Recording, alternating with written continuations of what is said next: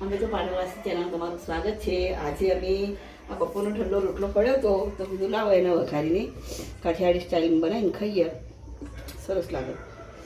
ચલો એના માટે મેં પેન મૂક્યું, એમાં તેલ લીધું છે અને હું હવે એમાં રાઈ નાખીશ।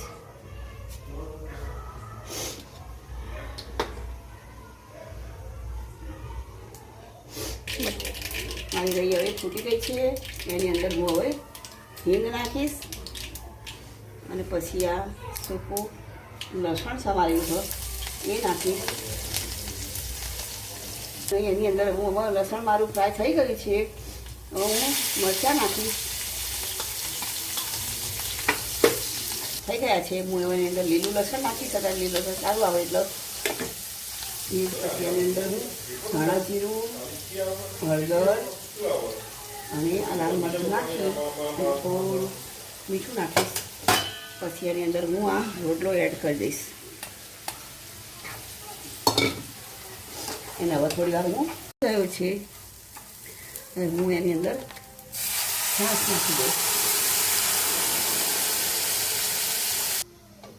આ છાશ નાખી દીધી છે, હવે હું 5 મિનિટ થવા દઈશ, પછી હું એની અંદર કોથમીર નાખી દઈશ।